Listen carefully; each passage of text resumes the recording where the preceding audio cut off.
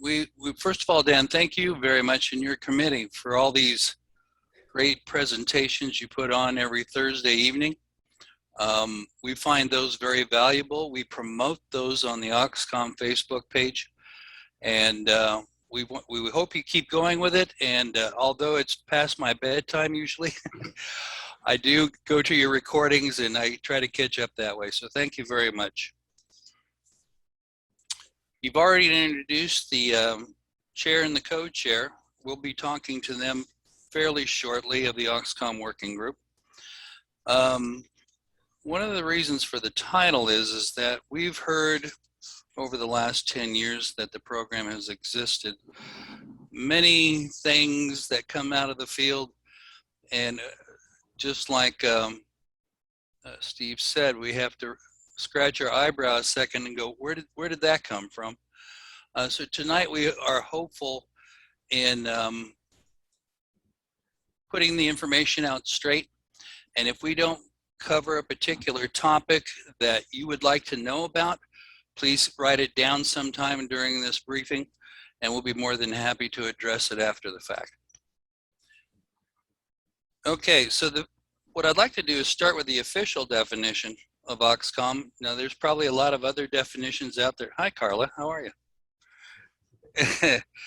The official definition of AuxComm is an all-inclusive term used to describe the many organizations that provide various types of communication support to emergency management, public safety, and other government agencies as described in themselves. This includes, but is not limited to, amateur radio, military radio, citizens band radio, DMR, GMRS, FRS, and anything else I can think about. It's not just ham radio. One of the things, how this all got started really was the first day I was actually interviewed for the job. Back then it was the Office of Emergency Communications. Somebody may have heard of that versus Emergency Communications Division. And I was talking and they said, is there anything else you can think of that we might be able to do? And the first thing that popped into my head was, you know, there seems to be some confusion out there between the various amateur radio groups, between the stakeholders, the people that use those, and exactly, it just seemed a little bit confusing. There seemed to be a duplication of effort. There was infighting between two major organizations, and you probably already know who those two organizations were. And so what we did is proposed to go out, find out exactly from the emergency manager's standpoint, exactly what they thought of amateur radio, how it was being presented today, and if they were actually using them. So we went out and we visited some statewide interoperability coordinators, also known as SWICs. You'll hear that term many, many, many times during this briefing. And we also talked to emergency managers. The general consensus, not by all, but by a lot, when it came back, their view was some of their volunteer amateur radio operators were undisciplined. There was no standardization in training. They were unorganized. And we go, oh, okay.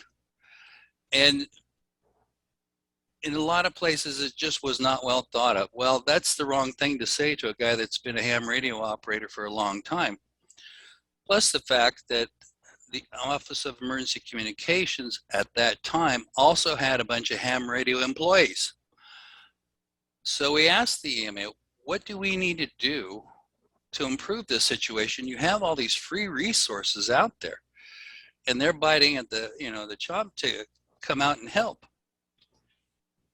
And they told us that they would like to see some NIMS ICS training. They would like to see standardization of training, and of course some reference materials. Now out of that, we developed the actual course. That took approximately 6 months to develop. And on that development team, we had instructors that already worked for OEC. that happened to be longtime ham radio operators.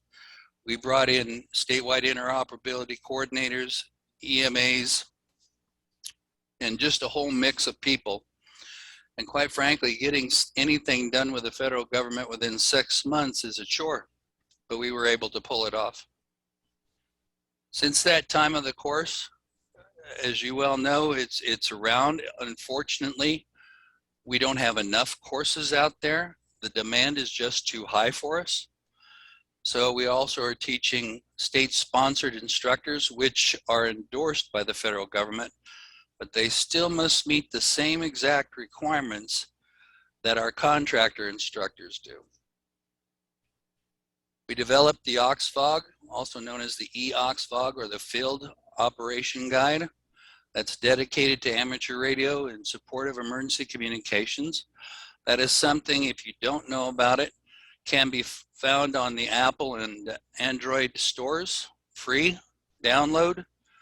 And I would recommend that you do download it if you haven't already got it. About 2 years ago, the recommendation to SAFECOM and to the Communications Section Task Force, as well as SWIC, that we develop a working group of the stakeholders. The federal government, you know, they could just start putting things together, but that's kind of dumb. We are a provider to our stakeholders. Whatever the stakeholders are needing in their regards for training, that is what we do. We provide what they need. And Karla will, I'm sure, will speak more to that, and Edwin as well when we get going.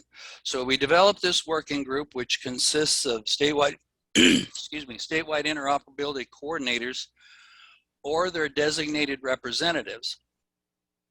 And this group, when it gets together, they are the ones that discuss what the requirements are at the state level. And then we come up with some kind of a resolve to address those particular requirements. We also developed the AuxComm position task book, also the 509, which is the NIMS ICS position description that goes up. All this paperwork is going up to the NIC.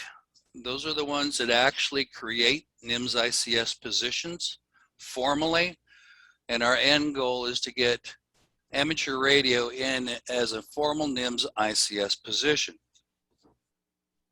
How long will that take? At the speed of government. So your guess is as good as mine, but we are pushing it. Again, we do have the course out there right now. It's a 20-hour course. It can be done in 2 days, but that's difficult. We like the 3-day version. That's what we teach at Hamcation as well as Hamvention, and that spreads it out. One person asked online before we really got started, do we have the course itself paced online? The answer is no. None of the communication unit courses we teach, i.e. COM-L, COM-T, radio, is done at a self-paced. Reason being, there is a firm belief that the networking part of a class where you actually can discuss things between each other to work together as teams is just as important as the curriculum. If you put it online as self-paced, you lose that. So that's why you do not see any online classes right now. We do virtual classes in 4 separate courses only because of the pandemic. And as soon as they figure out how to cure all that, we'll be back to in-person. Actually, they're starting onesie and twosie right now on in-person. Again, the curriculum for the class is developed and approved by the stakeholders that are part of the AuxComm working group. And again, some of our subject matter experts that also are a part of the decision-making process or the development process is Aries, Races, Mars, React, Saturn, CAP, Civil Air Patrol, Church of Latter-day Saints, and the Red Cross. Now, before we get into the fun part where we start talking about the myths that we have heard over the past 10 years, I'd first like to introduce you to Karla Jurrens. She is the Deputy SWIC for the great state of Texas. They have one of the biggest AuxComm programs going on, a lot of it state-sponsored instructors. And Karla will give you guys an overview of how they do AuxComm in their state. Thank you. Karla? All right. Can everybody hear me?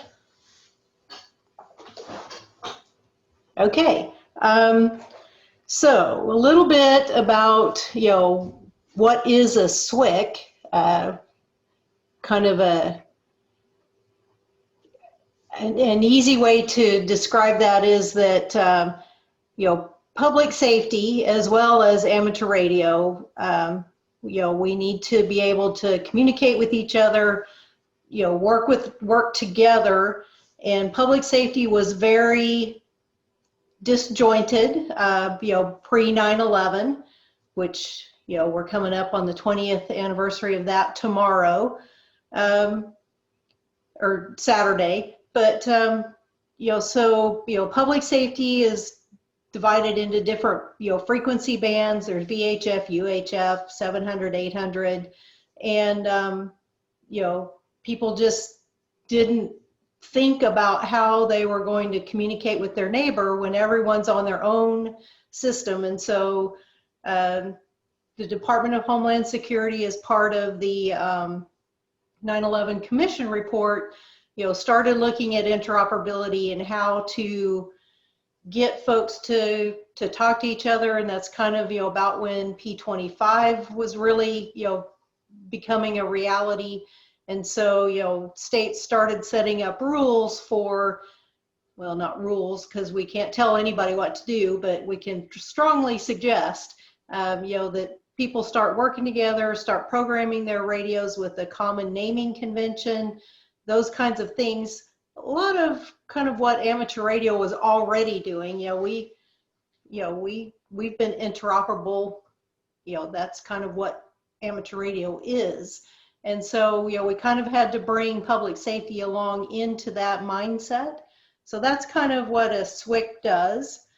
I see one of the chat questions is, how do you become an AuxComm instructor? And John talked a little bit about that, but it's basically, and John can correct me if I misstep, but basically if you're a CommL instructor and you have taken the AuxComm class and done the position task book, then you can become a AuxComm instructor, at least in Texas. That's how we kind of, assign our state instructors. And I think we're up to 6, I think, somewhere around there. State-sponsored instructors. I think, and the way that you can request a class is that you work through your SWIC. So you'll need to, if you don't know who that is for your state, you'll need to, maybe contact me or whatever, and I can help you identify who your SWIC is. But they're the ones that request any kind of communications unit classes, whether it's CommL, CommT, which is the technician class, and AuxComm. So those all come through the SWIC to be requested for your states. So just kind of in general, AuxComm in Texas. So we've been offering classes for a long time, and I think our first one was in 2014. And, and like John said, we open up a class that can hold 30 people, and within 2 hours we have 60 people signed up. So it's a very, very popular, very hard to get into class. I think I was struggling to think of any other benefit of COVID, but the main benefit is that we were able to offer AuxComm virtually. So that's opened up lots of opportunities so that folks don't have to travel to get to a class, which, some of you guys, a couple hours get you clear across the state. In Texas, a couple hours get you about 1/8 of the way across the state. So, it's a long trip for some of our folks to try to get to a class.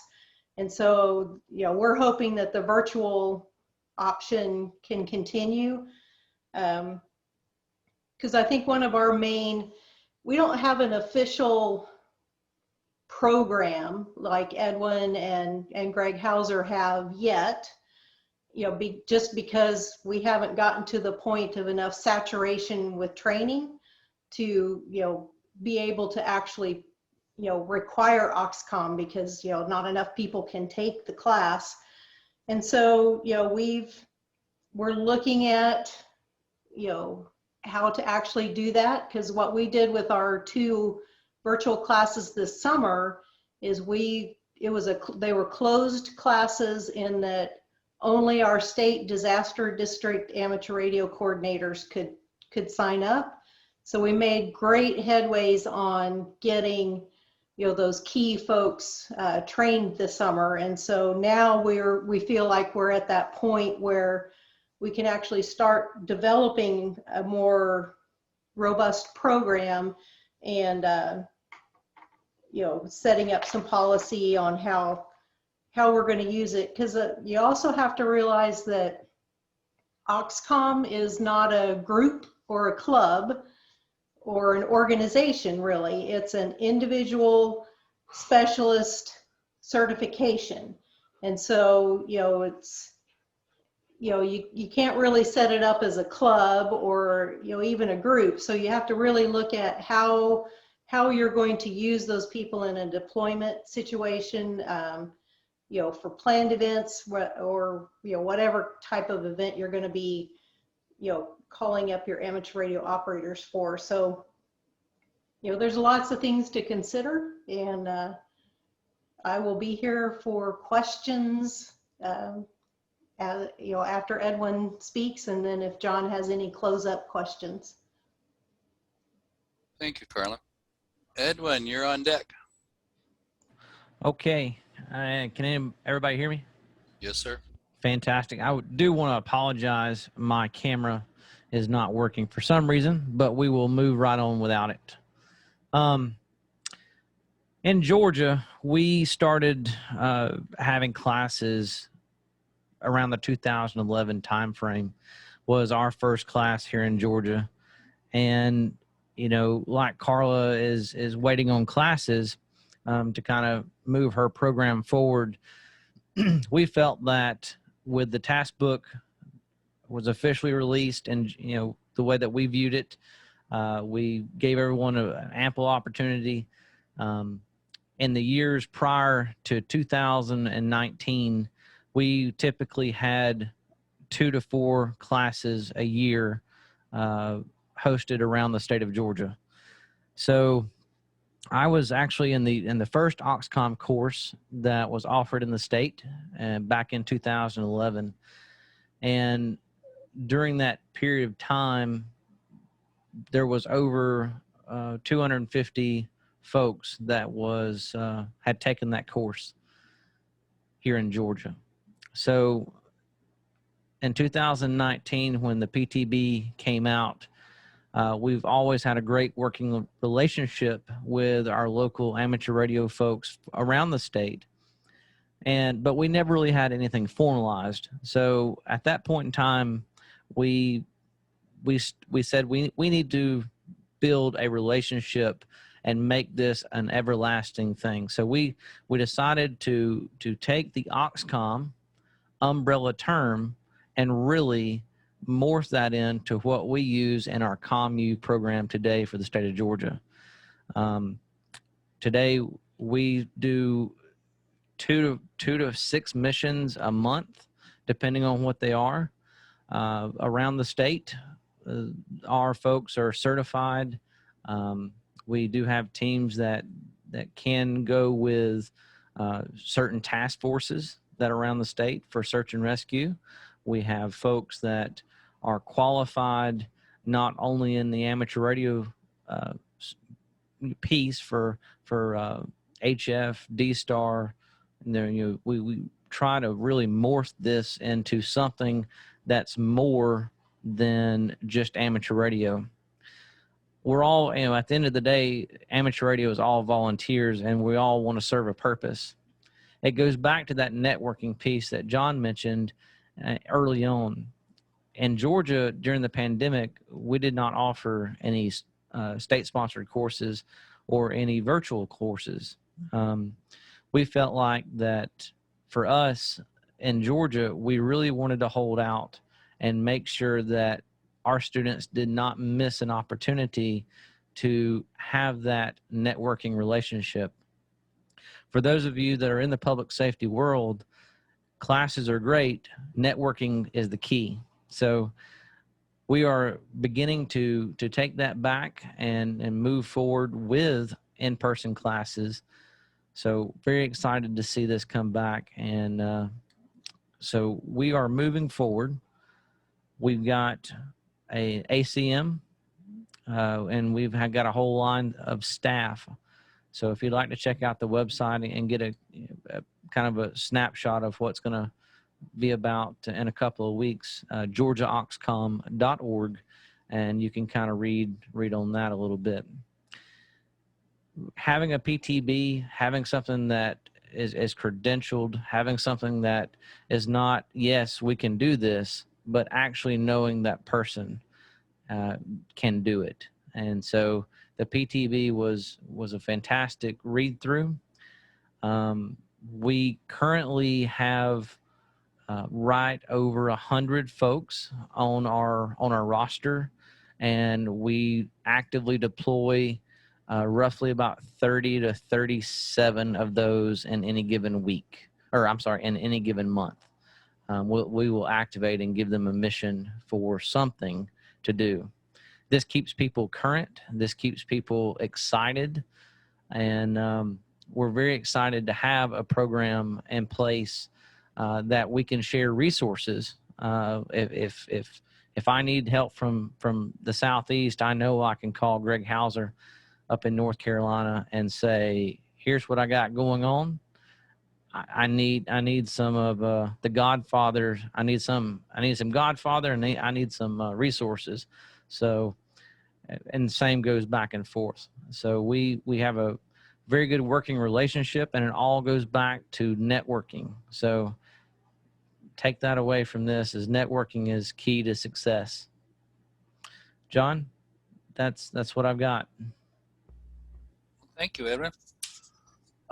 Point of clarification before I go forward. The AuxComm working group is really just made up of SWICs and or their designated representatives. Where we get into the various groups such as Aries, Races, React, they have their own group that we have when we talk to, once we talk to the stakeholders, then we go talk to these representatives from the various other groups to discuss a path forward on how to meet the stakeholders' requirements. So I needed to clarify that.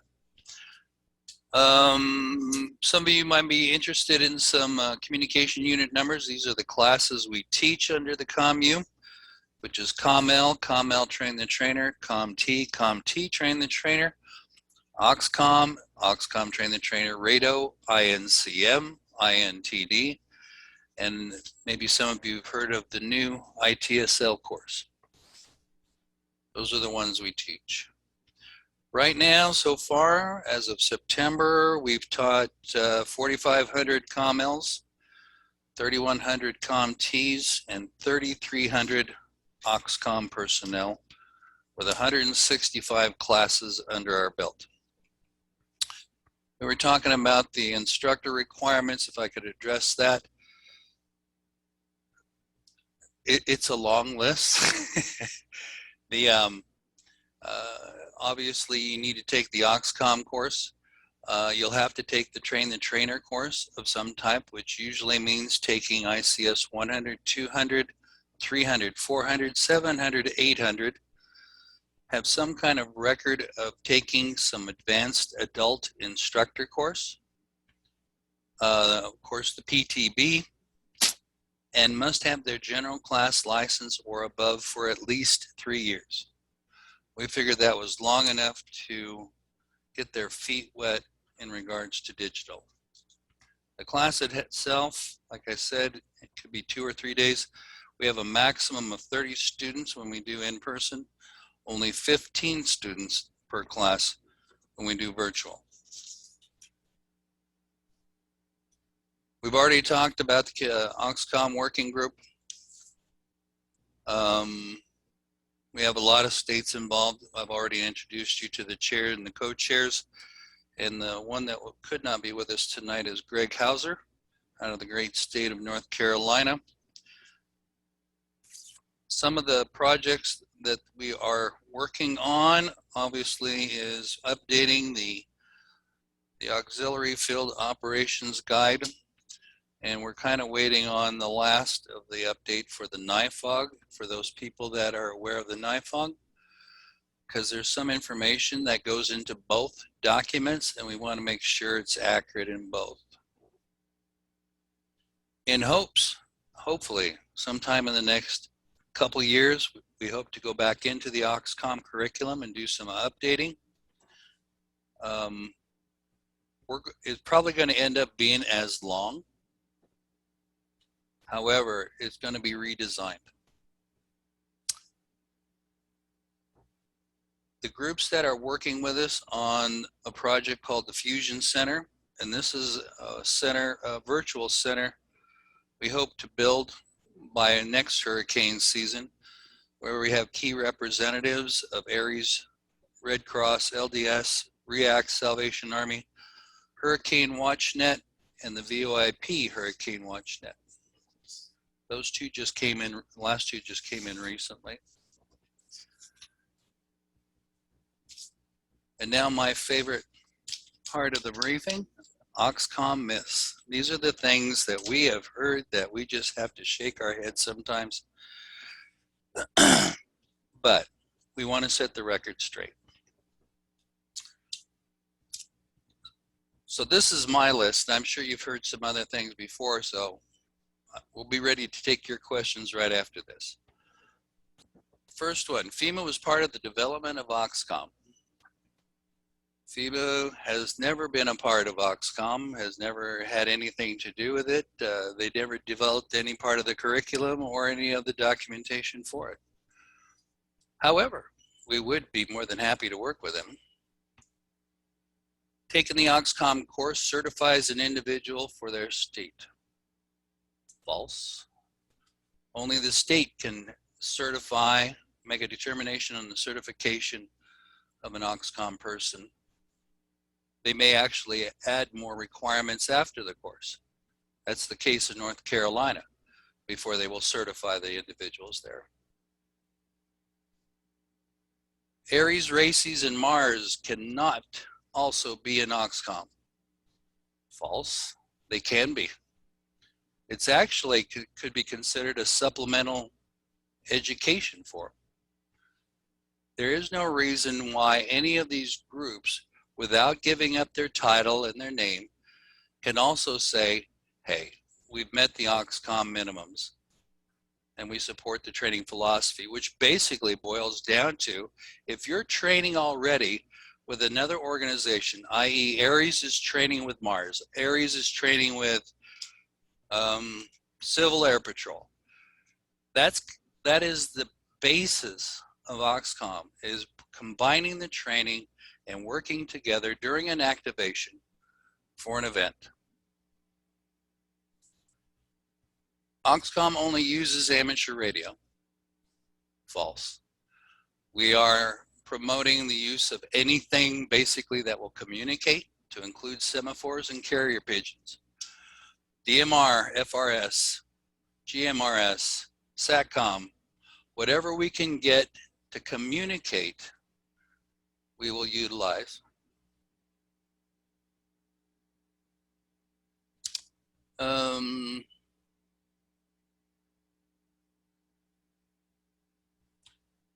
This is a duplicate question. A person who wants to be certified as AuxComm must take the course and finish their AuxComm PTB. That's the general idea. However, like we said, the state may have additional requirements on top, which they are more than authorized to do. One of the questions I saw in the chat was, What is the class of license required to take the AuxComm course? Right now, it's the basic technician. I don't think novice exists anymore. However, some people have maintained their novice license. Is there any, I guess at this time, I'd like to open it up for any questions you may have for either me, for Karla, or for Edwin. Please let us know. I can't see it, all kinds of hands, Steve, so you or Dan would pick whoever, and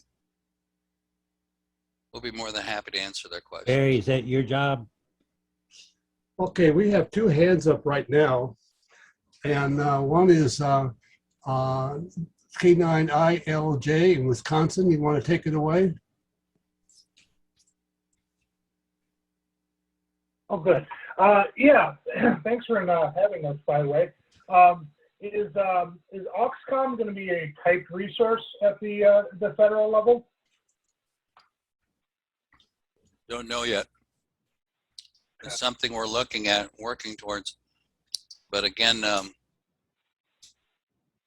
every step we take must be approved by a minimum of 1,000 people, it seems. So I can't tell you for sure, but that's something that we are looking at, yes. Thank you.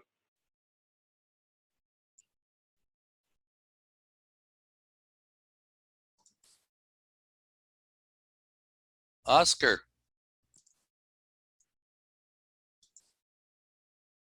I don't even know if he knows his hand is up. I can give some questions from the chat if you'd like. Sure, please. Okay, John from Oregon wanted to know, are there any words of advice to a county just starting out on the AuxComm app?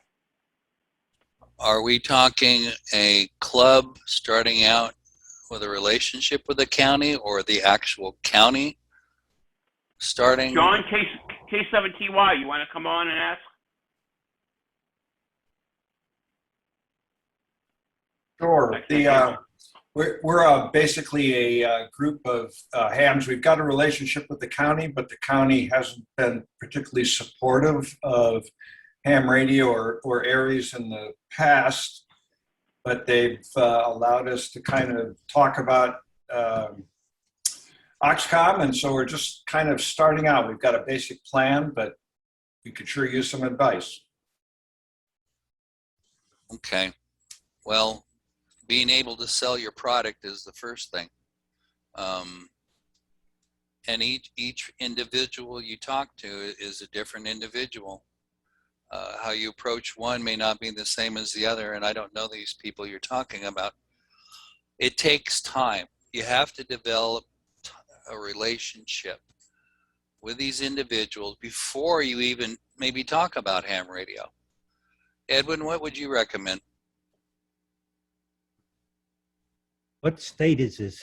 The gentleman was referring to a county. What state is that? In Oregon. Oregon. What would I recommend on starting your AuxComm program? With the county. With a county? Yep.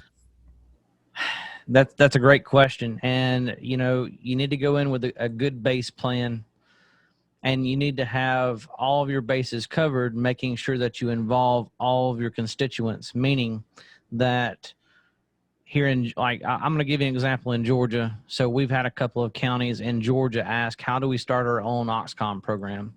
And the first thing that, one thing that I tell them is you need to make sure that you have all of your constituents covered, meaning your Civil Air Patrol, your local areas group, because all you're doing is bringing an AuxComm name to encompass everything. And so I'm going to answer your question and a question in the chat all together. So, you know, if the question I'm going to answer is, if AuxComm is not a group or an organization, how do you activate a trained AuxComm operator? And the answer is, inside that organization, you got to have an alerting method. You've got to have a notification method. And so once you establish all these once you establish all of these things that you think about, you know, get together with a plan with your local emergency manager and and figure out exactly what he wants, because you're working for him or her in this situation. Make sure that you're encompassing what they want to do, and make sure you encompass those roles. When you actually start this process, you will, there's not a right or wrong way to start. You got to start somewhere. So, and I would be glad to help you off on the side to help you with any which way possible. And I can post my email in the chat. Another thing they might want to consider is already reaching out to your other organizations that might also provide emergency comms, whether that's RACES, whether that's Salvation Army. Find out who's out there and make contacts with them as well. And Start that relationship building. Yeah, and this is Karla, and one of the other questions kind of went along with what Edwin was saying is, how do you activate a trained AuxComm operator? And what we do in Texas is everyone that takes the class gets put into it's a database that CISA hosts called CHASM. And so we put all of our, no matter what class it is they take, they're in our CHASM database. And so if our state emergency operations center needs COMLs, they can go and sort that list and get a list of, who our state credentialed COMLs are. And so, every position is in that list. So that's how we track who's been trained and who's available. Did that answer your question, sir? Kinda. Okay, next question then. From Phil in Tennessee, which is a good question. Typically, how long does it take people to complete the personal task book, and who certifies them once the personal task book is completed? The state will actually be the one with final signature. And again, I've seen states, the amateurs themselves set up a program with the approval of the SWIC, and they create their own little mini communication exercise in which they bring all these people in, and they go through each of the tasks, and then they present it to the SWIC and the SWIC will go ahead and sign off. But that agreement with the SWIC has to be made in advance. Some states we're still working on. They like the idea of AuxComm people out there, but either due to budget constraints or time, they may not have the resources to put a group together that can actually test these out.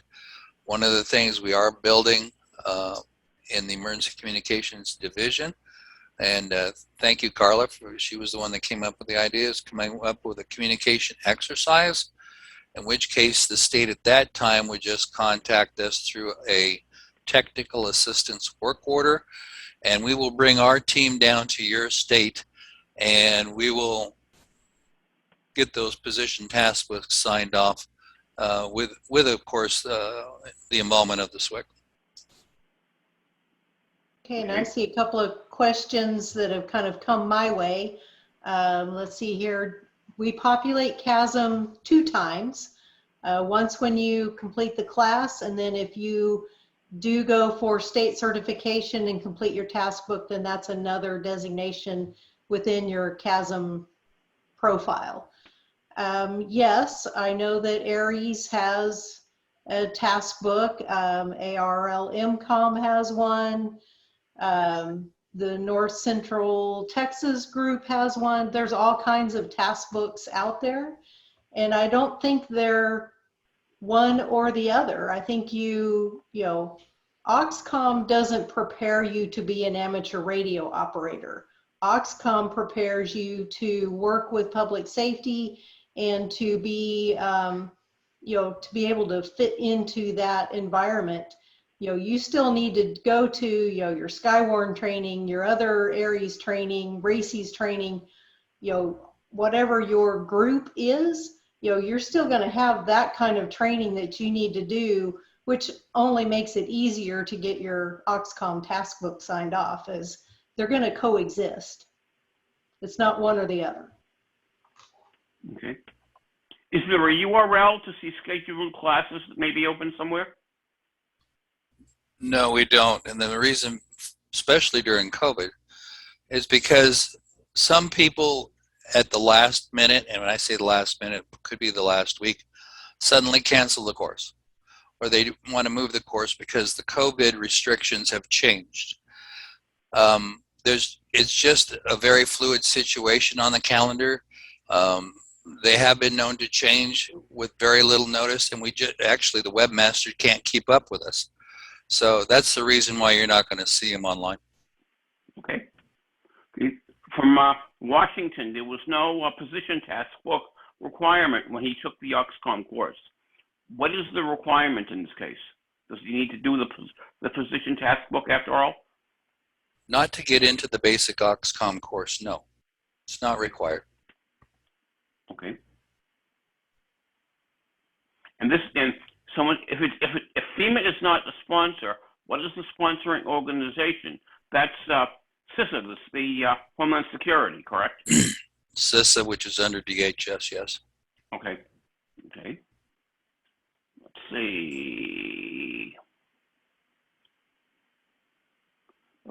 Dan, you want to start taking the hands? Hello, Dan. Yes, it helps if I unmute. I'm sorry about Yes. that. One of those, what the heck? I'm just an amateur. Anyway, Larry, you want to take it away in California? Yes, sir. Thank you. Appreciate this information that you've given us. One thing I'd like to make a comment on, though, especially is your comment about your training doing in-person only.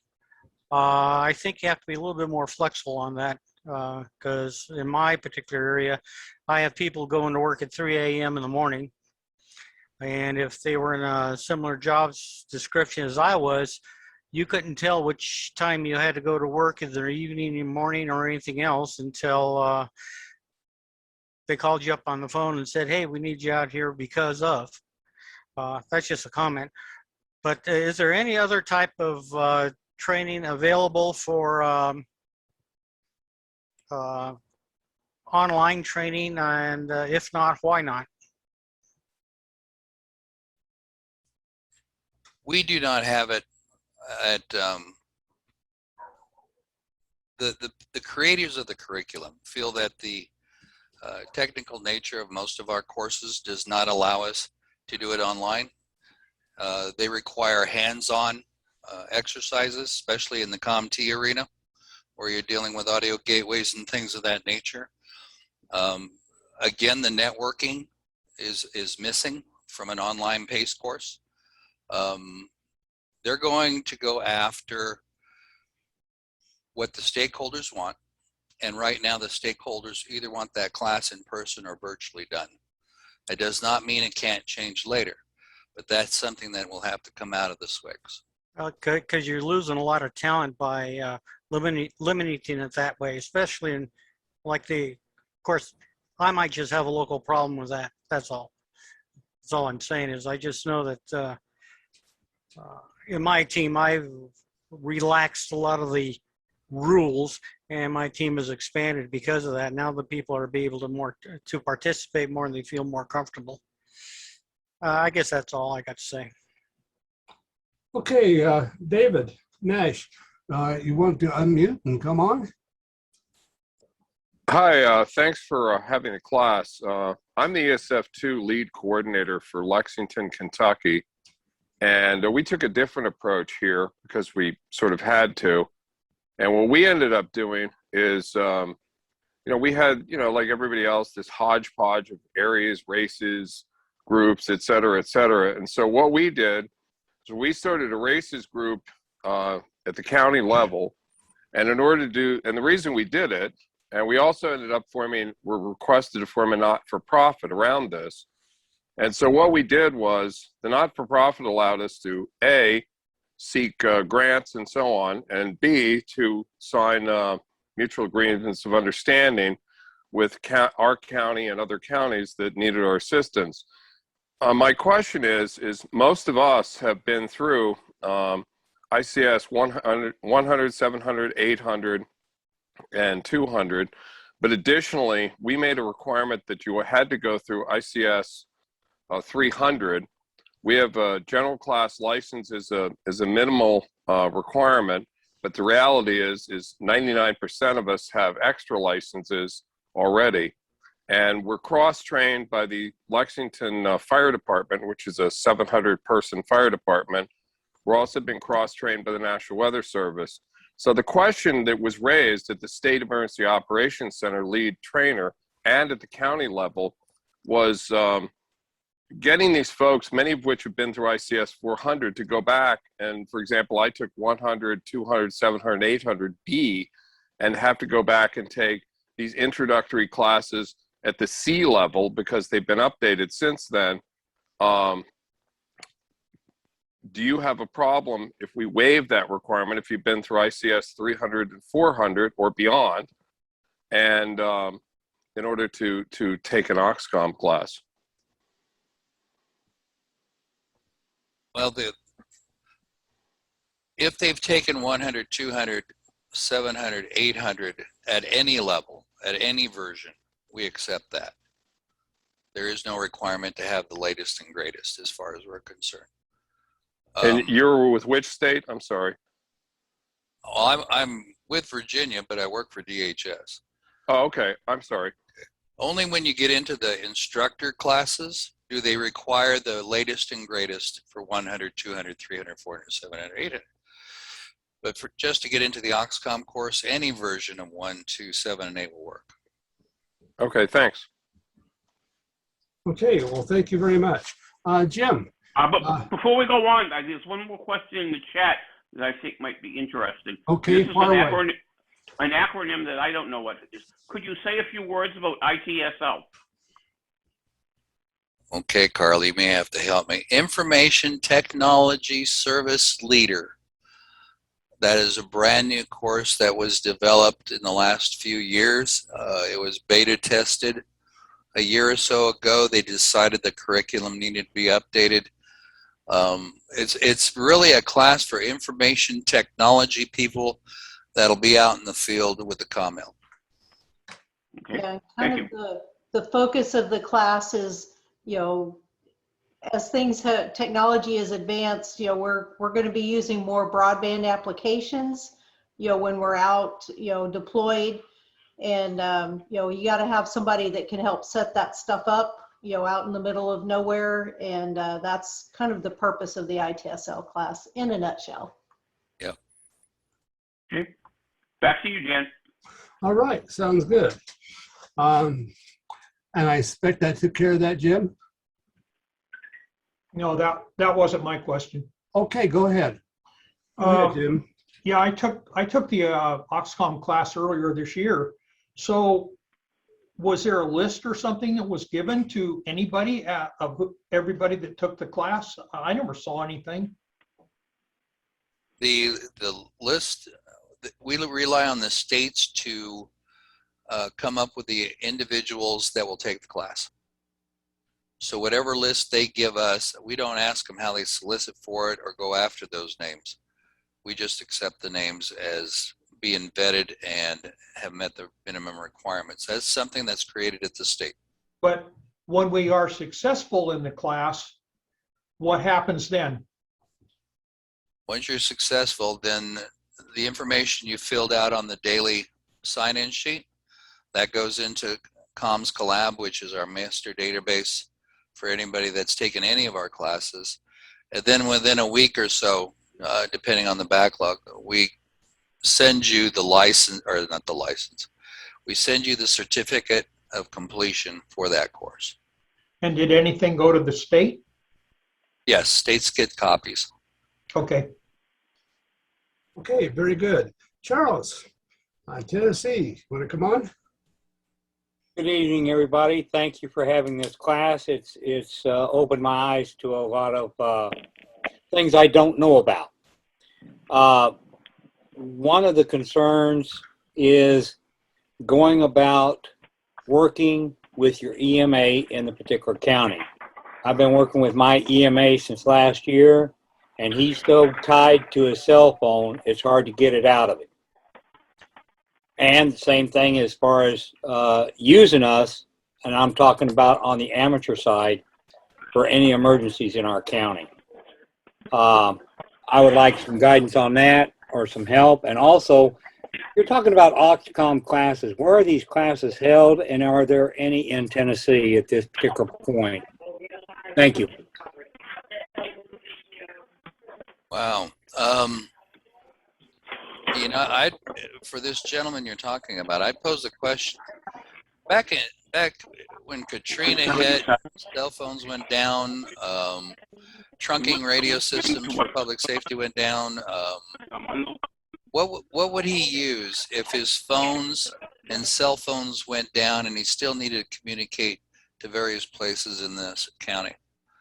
That's exactly the point that I made with him. And I said, I'm the guy you need to go to because I'm HF, VHF capable. And so he handed me the county's to-go box and said, here, take care of it.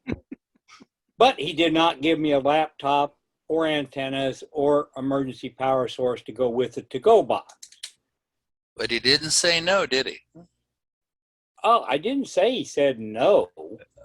I'm just saying it's an uphill climb in this particular rural county. At least you got your foot in the door. What county was that? Steve, that's Cheatham County. You got the hard part done. You got your foot in the door at least. Oh yeah, I got the foot in the door, but trying to get him to get rid of that cell phone and to call me because I'm also the wing training officer within Air Force Mars for the wing. Gently So, wear him down. Gently wear him down. yeah, I know. It's fun. But where are the classes for AuxComm, or where can you sign up to get it online or paper or what? No, each state requests the course themselves through the SWICs. The SWICs send us a technical assistance request. We get it through our process. We contact the SWIC. When do you want to have the class? And a few other specifics. They give us a time frame. I don't even know who the SWIC is for Tennessee or who to contact or anything else. Okay. That's what I'm talking about. How do I contact to get the training or the courses in Tennessee? I have that information, but it's hiding. Oh, maybe Steve knows. I just put it on chat. I see that. From Charlie O'Neill, and he knows. So you contact the state ESF2, who is Mike Harris. Tell him you're interested in the course. Can you give me an email address or? Yeah, winlink at comcast.net. Tell me what you want and I'll forward it. Yeah, Mike Harris is the AuxComm POC for Tennessee. Okay, thank you. Okay, that sounds good. We're moving along here. Little D Dan in California. Come on up. John, I want to thank you for dispelling the myths. That was very, very valuable. The ITSL caught my eye because I couldn't conceive of that function being taught in even 3 weeks, much less 3 days, although I do suspect that the amateur radio community is a real good pool to recruit them from. Is this anything more elaborate than what we see on Type 1 and Type 2 IMTs with information technology specialists? Or in logs, I guess, but not necessarily under the COML. I cannot answer that question, sir, because like I said, it was beta tested 2 years ago. They went back and redid the curriculum. Okay, well, I'm not surprised. I mean, and that I'm standing by because it is interesting and it is timely. We hope, I think it's with the Communication Section Task Force for review, final review, or it's up with us trying to go through the approval. In any case, that course, if I'm not, it was originally 5 days long. I think they got it down to 4 days at the request of the SWIC. So I think right now it's a 4-day course when it comes back out, but it has not been released yet, the new one. I'd be interested in seeing the prerequisites for a 4-day course that meets everything it aspires to do. I did not write it, but yes, I agree. All right, I want to thank you. That dispelling the myths was very, very valuable. And you have some real boosters in this group. I'm sure you know who they are, but I think there's going to be substantial change in the amateur radio community nationwide. It's really a pleasure to be here. I mean, I recognize a lot of your names. I've never met a lot of you, but I recognize the names.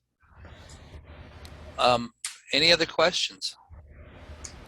Okay, Doug, in Portland, Orange, Florida, you're on. Yeah, good evening. Hi, John, Karla, and Edwin, the rest of the guys, ladies. A couple of things. One, the question came up of in-person versus, online and self-study courses. I took the AuxComm about, I don't know, what, John, 3-4 years ago now. I took the CommL course recently as a online course. Virtual, yeah. And then I would write off self-study. I don't think that works for any of these. I will say that the networking is much, much better in person. And I think that's a lot more important if you play in this arena. The online course, we did pretty well. I'll give you an example, so guys. The AuxComm course, when I took it with John, we had 2 primary instructors and Edwin was tagging along, as I recall. Then the online course took 4 instructors. It took a state coordinator managing the IT side of the thing to make it all work, and 3 instructors just to handle all the bits and pieces. So it was a lot more complex from an instructor setup and a management setup than trying to do it online, I think. So my 2 cents there, I would never try to do either one of those self-study. You might do a self-study prereq, and if you could take a half a day out of the course, fine, but I don't think it works very well otherwise. The other point I was going to address is somebody asked about updating the 100, 200, 700, 800. I just signed up to do a train the trainer course, and yeah, I got to go back and do all 4 of those over again, and I did them over a weekend. And quite frankly, guys, if it's been 4 years or so since you've done those, it's not a bad review. You can pop through it fairly quickly, but some of the stuff's changed, some of the philosophy's changed a little bit. Doesn't hurt anybody if you got time to do it. My 2 cents. And again, John, thanks for everything. Thank you. And you did jog my memory about one thing. One of the things that the SafeCom NextQuick groups are talking about is that if you've taken a series of these courses, CommL, CommT, AuxComm, all of them have the same basic NIMS ICS stuff in it at the very beginning. What they are wanting to do is to take all that stuff, all that common stuff out that's equal to all the classes, put it in an online self-paced course. And that way, that'll be a prerequisite to get into the main course. That allows more time to get to the heart of the matter and get into more of the topics they want to add to that course. So yes, it'll be a hybrid type of deal. So thank you for jogging my memory. All right, great. We're moving along here. It looks like David Bennett in Oregon, you're up. So I'm hoping you can dispel a rumor for me that's not directly related to AuxComm. I work at the city level, and there's a consensus that some type of CommT functionality at the city level to try and coordinate the technicalities of making everything work is necessary. But the feedback we've gotten on the CommT course is it's primarily aimed at Forest Service remote operations as opposed to city EOC and an urban environment. And I was hoping that you could either dispel that rumor for CommT or aim us in a direction of what coursework we should be looking at that would satisfy a technician level course for an urban environment. The CommT course as it stands right now is for the field. It's for the audio gateways. It's for setting up phone systems out in the field. It does not concentrate on what you would normally see in an EOC. So what coursework would you recommend for that? I was afraid you're going to ask that. Sir, I'm going to give an email address at the end of this. I'm going to have to talk to some people in my department in regards to their recommendation. I want to make sure I have a subject matter expert that can answer your question specifically. Wonderful. Thank you. You bet. Thank you. And if you don't mind, John, and the others here give this presentation, I can put your email addresses in the follow-up, so when they get these things, they got some additional questions, they can fire an email off to you. Jason, go ahead and take it away. Jason in Canada. Tremblay? Yes. Hey, Jason. Good evening. How you guys doing tonight? Good, good, good. So I just wanted to jump in and thank you all for doing this, number one. And I know we've been back and forth about this self-study training, and we're looking at stuff like that here in Canada. But honestly, I took the AuxComm course as an observer just a couple weeks ago, and I have to agree with Steve and also with John that being there, talking to those people, building those relations, that was the most important part of the course. A lot of the information that AuxComm offers in the US and the stuff I've done in Canada, very similar, very much the same. But being able to talk to somebody, work in those groups, build those relations, hear the differences of different opinions, working through some of the struggles to get certain tasks done. I think that's the strongest part that is offered through these courses. And I really support the way you guys are doing it. So much so, as John knows, I'm working on building AuxComm up here in Canada as well. For those that don't know who I am, my name is Jason Tremblay, VE3JXT. I am the Community Services Officer for Radio Amateurs of Canada. And John, thank you very much for all your help. Yeah, don't forget me. We'll be more than happy to help in the future too. I'm probably be in touch with you again, and it's really nice to be able to work with our Southern brothers and sisters. Thank you, sir. You know, what I'm hearing here is a lot of doers, and that's what it takes to make this thing go. People that are willing to put in the effort, get out of their boxes they get themselves into and make things work. Jim Snyder, you want to take it away? Thanks, Dan, and thanks to all the folks with John that presented the program that I very insightful and informative. Just wanted to fill in some details on Tennessee. We had 3 courses planned this year.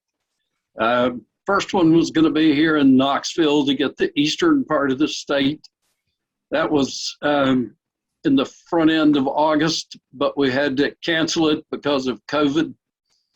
Still plan to have 3 here in Tennessee. Not sure what order we'll go in, but there will be one in the east, one in Middle Tennessee, and one in West Tennessee. Mike Harris, the deputy SWIC, coordinates that activity. Oh, all right. Sound like you're done with that. Go ahead, John. Answer the question if you like. What was the question?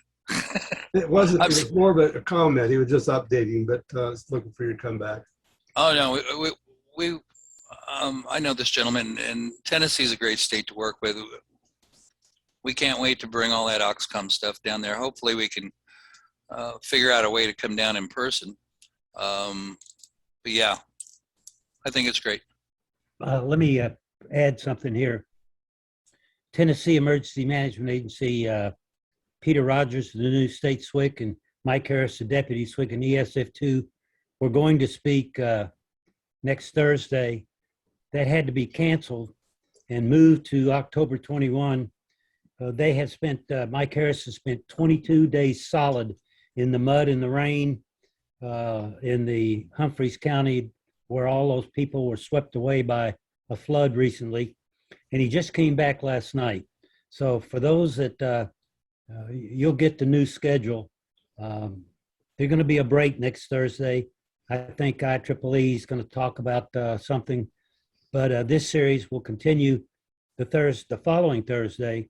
However, TEMA, Tennessee Emergency Management Agency, who is embracing AuxComm and all the other courses that are offered by FEMA, ECD, etc., will be speaking to that and other matters on October 20, is it 21st, whatever the Thursday is that week.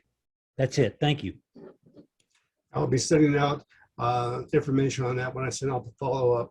If you're not on the follow-up, if you're not on the email list, if you didn't get the invite from this directly, be sure to contact the person you got it from, because I'm going to be sending the follow-up with links to the video and documentation and all that after this presentation. Gerald, you got your hand up. You want to take it away? Yes, I just need to know the name of the SWIC for Oklahoma, please. If John can give me that. Nikki Dallas. Dallas, yep. Nikki Email. Dallas. Yes, sir. You know if she's with the state EOC? She or he? She. I don't know. Karla, do you know? I think she's with the Homeland Security Department, but they just reorged her, so I'm not real sure. But it used to be Nikki Cassingham, and now it's Nikki Dallas. Okay, I can probably find where she is. Jerry, this is Galen Kitch. Call me. I'm the AuxComm coordinator with Nikki. Okay, Galen. I can find you, I think. Hi, Galen. Okay. I like that. I like quick answers. That's super. KG4RUS in Florida. You want to take it away? Yeah, can you hear me okay, John? Yes, sir. Yeah, little curveball question here for you, because I've just recently started listening to these. I picked up on, I think, session number 2, and Dan, thank you and the guys for putting these on. They're absolutely great. And in all of these, I've heard the various comments about getting the EOC or EM to work with the amateur radio guys. And I've heard other presentations to where, the amateur radio guys come in on their, white horse with the white hat. Here, we're here to save the day and all that. I'm just wondering, are we possibly doing ourselves a disservice by, even on the ARRL, the Aries little logo there, it says, when all else fails, because I've been having discussions with a lot of our group that if you approach your county radio person that put together a $2 million P25 system and in their mind is never going to fail, and now you're walking up to them and saying, hey, we've got a group here that will handle all of your needs with a battery, a radio, and a wire. When your $2 million system fails, to me, it seems like that would immediately turn their hearing aids off. You've just told them that their pristine system is going to fail. And I'm wondering if we're doing ourselves a disservice by presenting it that way, as opposed to presenting ourselves more as a supplemental communications group to where we can supplement their already existing infrastructure. And I'm just, throwing it out there, see what your thoughts are on that. Wayne, I agree with you 100%. 100%. You're dead on target. Dead on target. Anytime you speak negative to try to build yourself up, you're going to get shot down before you're done. As far as these multi-million-dollar systems, some of you may or may not know, parts of FirstNet failed during Hurricane Ida. That's billions of dollars. The more complicated the system, the more, this is John Peterson philosophy. It's not based on any statistics. Exactly. I mean, we know the systems. I mean, we know as amateur radio guys, systems are going to fail. It's just a given. But to, that's sort of your first word. Hey, we're the knights in white shining armor. We're here to save the day. I'm wondering if maybe we could get, ARRL or whoever to start, looking at how, that first impression, they say, always is the best. And that's the one they're going to remember. So if we can, possibly start presenting ourselves in maybe a slightly different light, as opposed to, you know, the savior that's going to come riding in on a white horse. Again, that's just my thoughts. Well, no, it's more than just your thoughts. It's our thoughts at the government level. I'm sure most of the states will agree with you. Your first impression may be your only chance at any impression. And if you come off negatively, like you're on your example, Edwin, any more recommendation on your end on something like that? Well, I always start with a question, you know, if something has gone haywire, how can we help?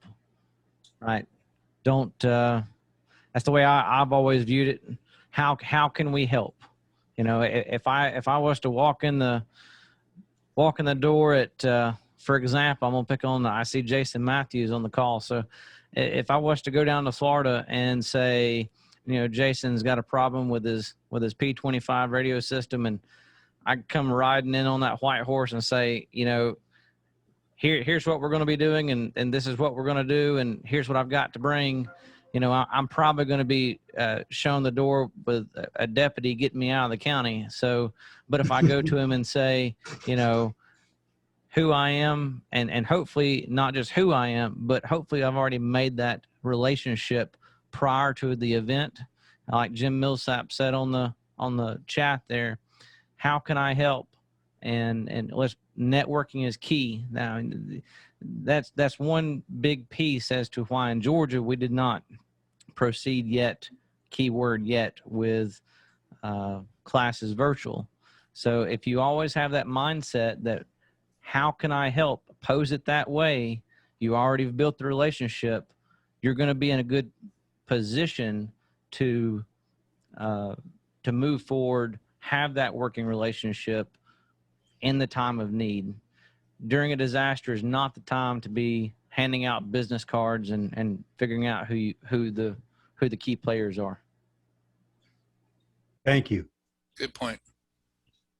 Okay, I appreciate all this. We're running long on time, but I think it's worth it. That's what this is all about here, communicating. I might add, while I'm sitting here blabbing away, these presentations, specifically these presentations, go to every section manager, director, vice director, officer at the ARL. They all have an opportunity to see them. So if you've got suggestions for the ARL, regardless of how far-fetched it might be, they will have the opportunity to see and hear those suggestions. With that in mind, let's go. Gerald, you got your hand up again?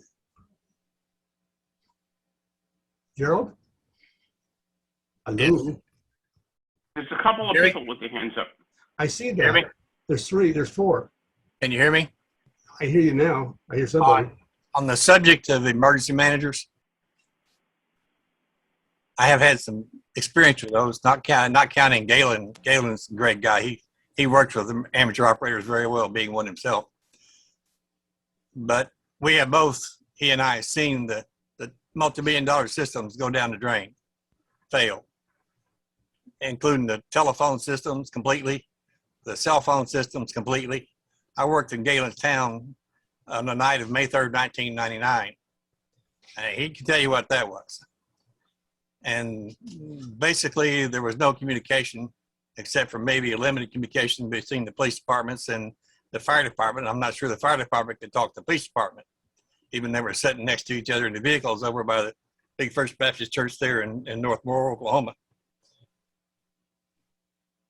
The communication system manager, a couple of them I talked to from the city of Oklahoma City State. I talked to one in their emergency combo trader one day when they had it on display in Oklahoma City. And I offered him my services as a member of both Shares and Mars for HF radio support should he need it. And he frankly told me he didn't need it. He would never need it, and he didn't want to talk to me. I left, and I never talked to him again. Gerald, Simple matter. Okay, now then. I hate to interrupt here, Gerald, but we're running long on time, so. I know. Okay. But the problem, also this came about with the AuxComm program. The first meeting I attended on AuxComm program here in Oklahoma City was at a Hamfest presented by one of the emergency managers. And at the end of that meeting, he made comments like, And if you come work with us, we don't want to hear anything like Roger, Roger, or Roger out there, like it was a demeaning thing. And I advised him that that was an NTIA recommended pro word for radio communications, and he looked at me like he could kill me. Then he also said, we don't want you wearing any of your patches, your badges, any of your emblems for ARL and anything else. We don't want you to look like an amateur radio operator. I took that as a personal insult. I had, not long before that, supported people in Moore, Oklahoma, coming out of that disaster area, assisted in finding a very young man, his parents, and helped the other people to get help from their family and for hotel rooms and other services without having an AuxComm coverage. So to me, that was insulting. I know these are negative words, but I want that understood by people who are involved in AuxComm right now, that if the people presenting AuxComm, introducing AuxComm, come off in a negative way, they're going to turn the amateur radio community off. And I think some of that has occurred. Okay, yeah, thank you much. He's absolutely very right. There's a problem across the board. Everybody, I don't care what side of the street you're standing on. We all got our axes to grind experiences we like to put under the table. It's an uphill battle for some of us more than others. Larry, you want to come on board here? California? Yeah, I think part of the problem is I've heard all those before. I am currently working with a EOC who is a former SEAL who's done a bunch of other things with FEMA and what have you. And I find that the history of the person themselves, if they're strictly an academic, they don't need us. But if they've ever done any real EOC work or anything like that, they embrace us like we're the missing child. So I think when you start to talk to these people, what you have to do is a little bit of history on them.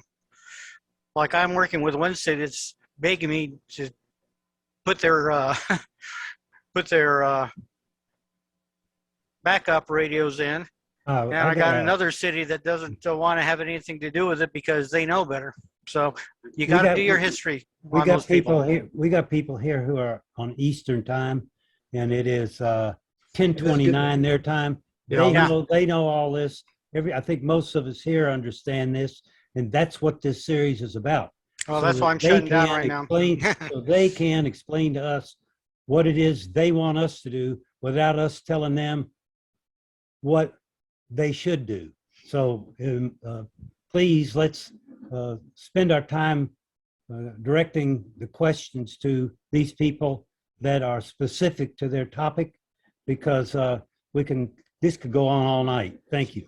Yeah, thank you, Steve. You take my words out of my mouth. We need to stick to the topic. We need to stick to asking questions. We all have things to share, and we can do that, but not right now. Steve in Tennessee, you want to take it away real quick? Yes, sir. Thank y'all so much for this. And I just want to check with John, I guess, there in Georgia. He talked about doing the missions with the ones, and maybe that would help some of us understand some of the needs of some of these EOCs and other agencies. If maybe he could share what some of those missions may be that he's got them involved in now. Thanks again. I'll take that. This is Edwin in Georgia. So we have done a variety of missions, ranging from a lot of IT work, cable pulling, helping out, sweeping coaxes, finding random rogue transmitters. I mean, that's just to name a few. And I don't want to steal the thunder away from some folks that are going to be presenting in a couple of weeks. I encourage you to come back to this series and hear the Georgia AuxComm program present their program that I'll be a part of. So they have a very good presentation, and there's a lot of examples of what's going on in Georgia, what they're doing. And Jim Millsap, I'm going to quote him right there on the chat, putting together an I-1 center back on the air. and so we've done a lot in Georgia, from random antennas. We have just an example, have a hurricane come through, someone doesn't have the antennas, can't get a hold of the radio vendor for the county. Well, guess what? Us hams, right? We always seem to have a spare set of everything. So, every resource is a good resource, and everybody can bring something to the table. And at the end of the day, we all want to help. Okay, thank you. Dan, you want to bring her up here? Keep her short. Yeah, real quick. The new version of the ARRL Aries EC001, the online mentored version has got a lot of information about how to pass the attitude test.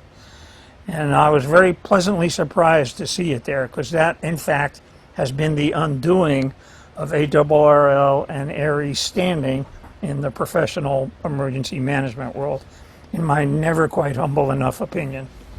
Thank you. Okay, well, thank you for those comments. Mike, go ahead. Your question, please.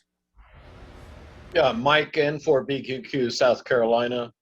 I've been in AuxComm 3 years, and this series has opened my eyes to all kinds of things I never even heard of. Is there some way to have a presentation to make us all aware of SWICs and AuxComm and all these other things? Because if you look in the chat, a lot of the questions, some of us are well acquainted, a lot of us never heard of any of this stuff. It's all so nebulous to us. Is there some way to make this more available, just the ideas of it? Over. You want a structural layout of it. I think that's a good idea. We might, I'll talk to Steve afterwards, and we might be able to put something together for that. Okay, Steve, then South Carolina, come on board. All right, thanks, Dan. How y'all? Hope y'all can hear me. Can you hear me all right, Dan? Sound great. All right. And yes, you're right. It is late here in South Carolina. Now, my question is geared towards John. I took the AuxComm course here just a couple of weeks ago here in South Carolina. I think it was either Arnie or Henry was talking about the WPS and getting hooked up with that. Now, do I contact AT&T directly to try and get hooked up with WPS, or go through my local liaison, which I did talk to, and he was saying that he doesn't believe that he can do it on the state level for personal cell phones, only for the business cell phones. So could you shed a little bit of light on that, John?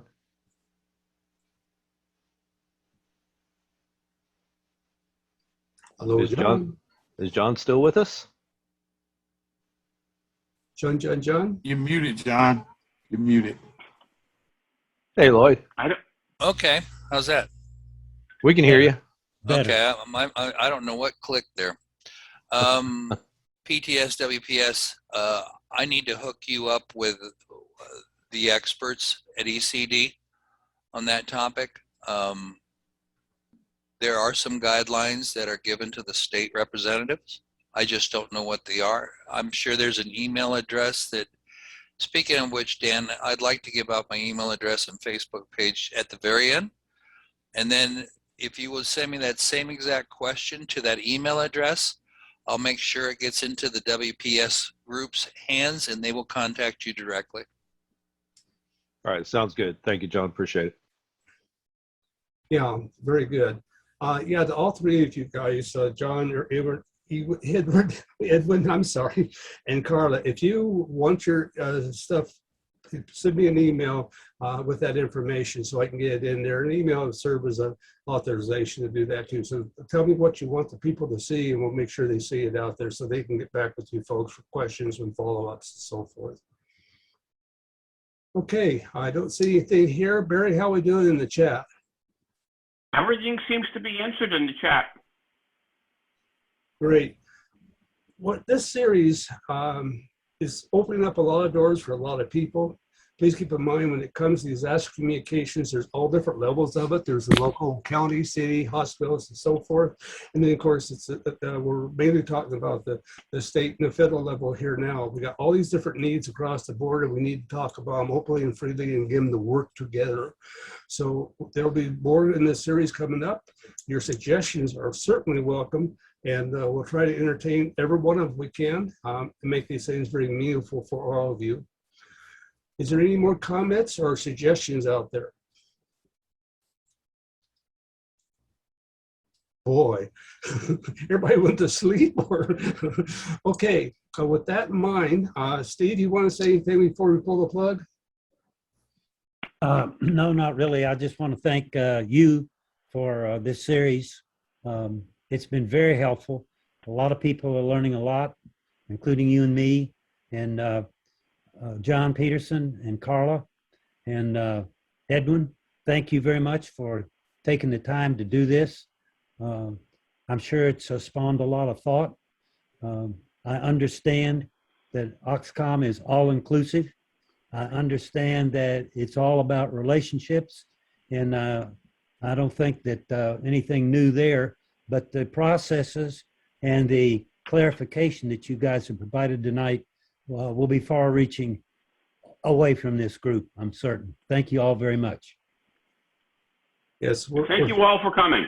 Yes, thank you all for coming and appreciate it. And there'll be more of these things. Please join us and send us your suggestions and such too, so we keep this kind of stuff going. Hey, Dan, Okay. I put our email addresses in the chat. Okay. I also put the Facebook page information in there. And I'd like to also thank Karla and Edwin. And my last is a shout out to Paul Gilbert. I hope it gets well soon. Okay, thank you very much for that. One last thing, this will be on YouTube for those that couldn't be here or were embarrassed to be here or for whatever reason. And it will be put out by Dan, and you'll get a copy if you're here tonight, I'm certain. You'll get a copy of all the previous, this one, and all the ones to come. They'll all be recorded so that others that can't be here can hear what is said. Thank you very much. Can I add one thing? Sure. The chat has a capability of being saved. If you're interested in it, you can save a copy of it to your PC. At the bottom by the name selection, the three dots to the right. You can have it save it off if you do want to do that to review what was chatted about. Yeah, I'll get a copy of the entire thing. Personal messages such as direct messaging and stuff like that is deleted. Everything else is in there, so you get all the links and everything else that's involved with that. Everybody will get a copy of that. In the email I sent out, you'll have the opportunity to also download these videos if you like, so you can utilize them for your different organizations where they're at. Feel free to do so. And we're here like everybody else is here, just to help and help people do what they need to do. Okay, we're rattling on, and the time keeps going on, and we're going to have some people on the East Coast just slipping down. So Puerto Rico, same thing. So at any rate, I want to say 73s, everyone. I give one last chance for people to jump in if they got any last things to say, and then I'm going to bail out of here. Dan, I just want to say thank you very much for doing this series, and thanks for all the support that you put out to the amateur community. I hope you see in the chat that we do have some more Canadians joining this group now and watching in that. So we are promoting it up north of the border, and we will continue to do so.